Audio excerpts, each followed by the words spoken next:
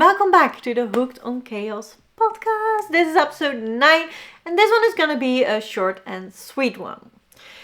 Today we're only going to talk about 3 projects, and that is because I have tried to monogamously, I don't know if that is how you say it, but I have tried to work mainly on one project. Got a lot of issues with that project. So I decided to focus on one other specifically, and I had to cast on a new project specifically for treadmill knitting. So we're going to talk about 3 today. If I sound a bit off or more rehearsed than usual or less enthusiastic than usual, I'm sorry. This is the second time I'm filming this. I have already filmed this video, edited it, and then lost the footage 5 minutes after completing the edit. My hard drive died on me after it saved, so great. So we're doing it again because I definitely need your help on one of the projects.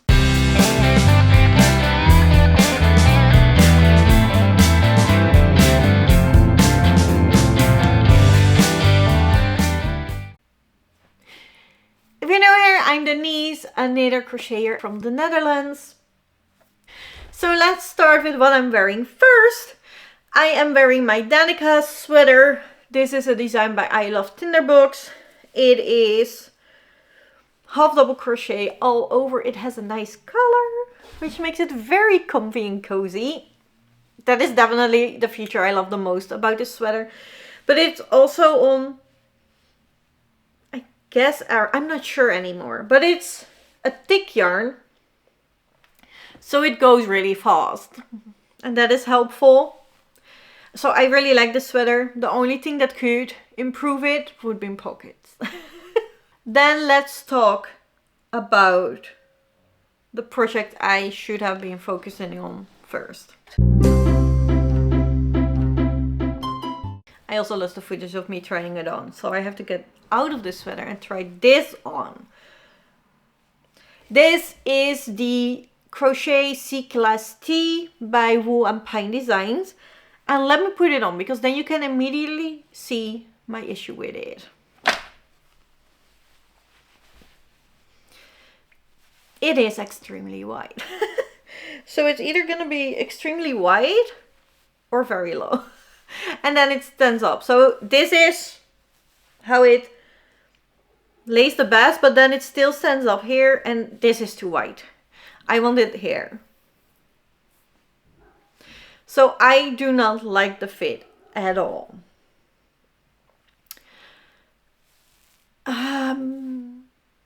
I think mine is wide because I wasn't hitting gauge here. I made a gauge swatch. I was hitting gauge, but on a full sweater, apparently it changed again. So I have now gone up a needle size. I'm still not hitting gauge exactly, but it's better, and for under the arms and stuff I can just measure it. It doesn't matter. However, because I was so bummed with this, I did look at the photos of the project, and a lot of people have extremely wide necklines. I don't know why the model doesn't have it, but it does seem to be that I'm not the only one with this problem.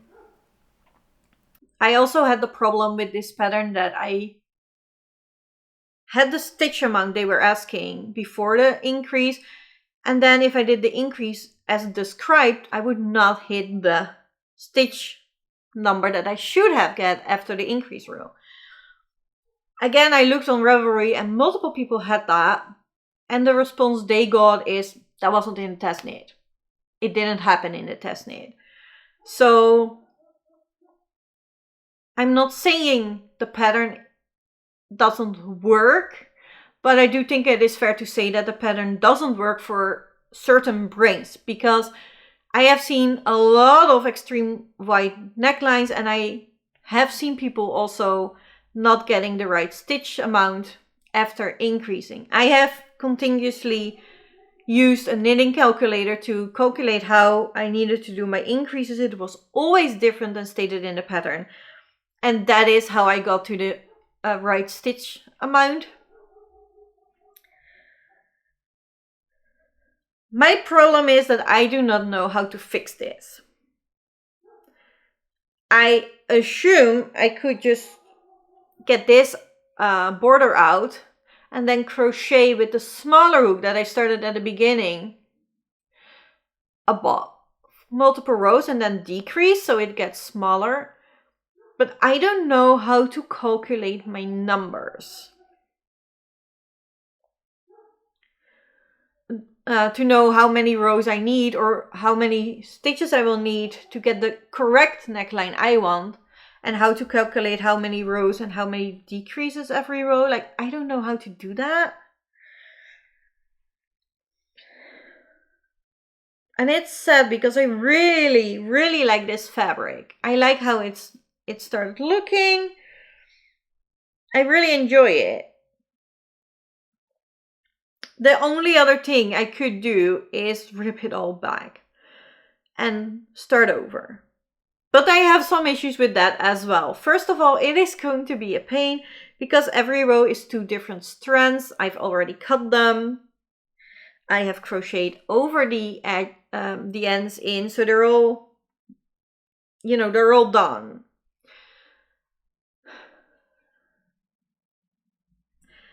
And then the other point is that I do not trust this pattern anymore. It might be a good pattern, but it does not work for me. I do not want to start this again in like a tinier size because I just don't have trust anymore that it will work out. Which then I need another pattern because this pattern is mostly about the technique to make this kind of fabric, to do the 1x1 color work. I know that technique now, so I can put it in other patterns. However, I do not have I don't have a crochet pattern with a round yoke in this gauge. All my round yoke crochet sweaters are bulky weight, Aran weight, like very, very much bigger. And then I have one rounded yoke sweater pattern knit-wise. And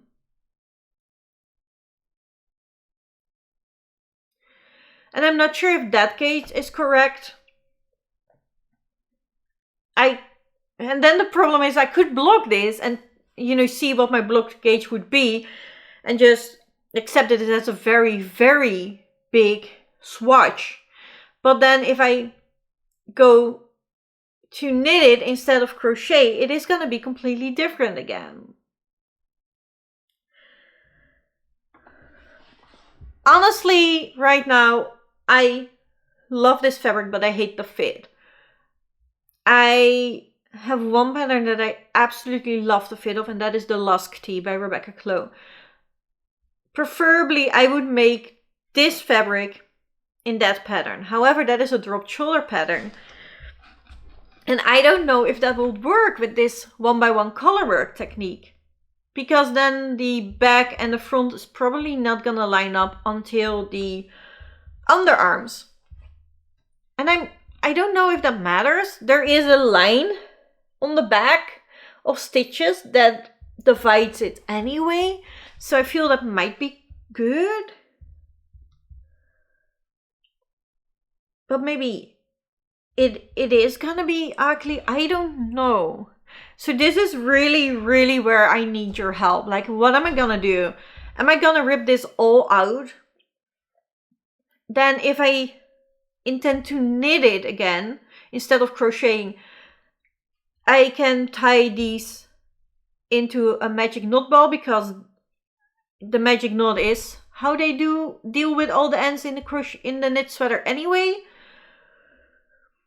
I don't fully trust the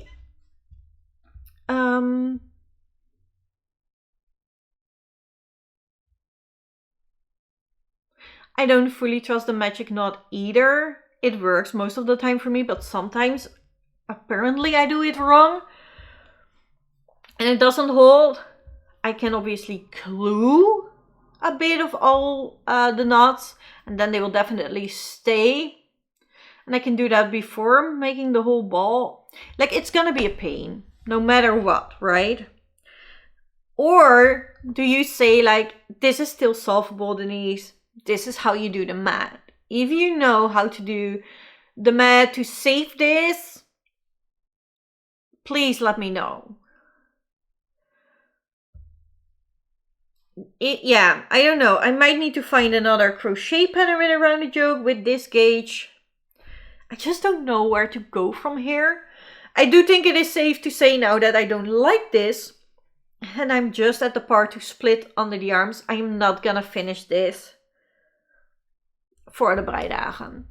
It is just not happening. It's the 7th and the 18th of October. It's not doable.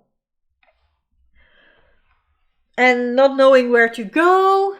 You know, I kind of lost steam on this. I want it. I love the fabric. I want a sweater like this, but not with this pattern. Unless you tell me how to save it, because I think I'm 2 rows away from joining under the arm and then doing the body. The body is just going to be straight down. That I can figure out myself. That is not a problem.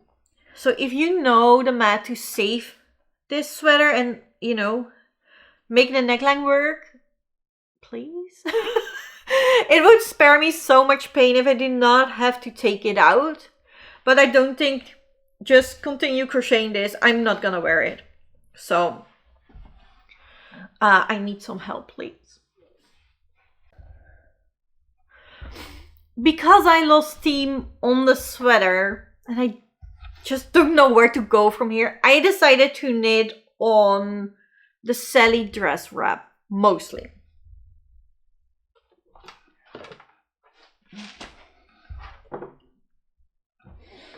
I am now unfortunately at a stage where the winter glow from Hobbii is falling apart.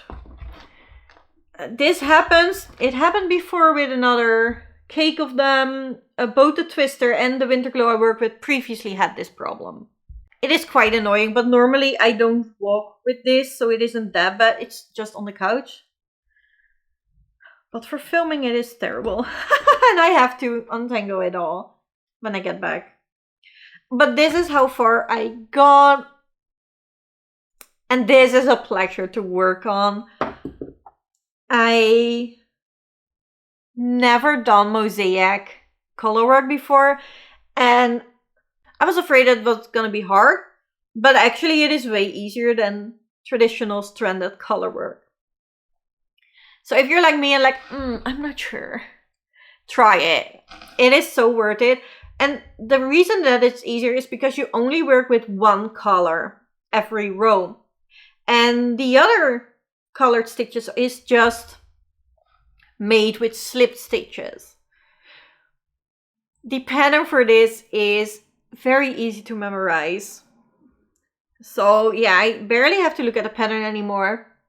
I have 2 more repeats to go. I just started the 4th repeat.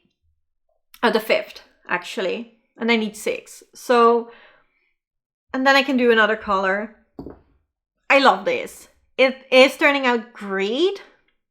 And it is so easy to knit on. It's such a joy. You immediately see, you know, it getting bigger and getting the pattern is so much fun. So I highly recommend this. If you know, they have it for mosaic. The mosaic colorwork technique is both for knitting and crochet. And I would recommend it. It is a joy to work on. And I decided to work on this project because I have just been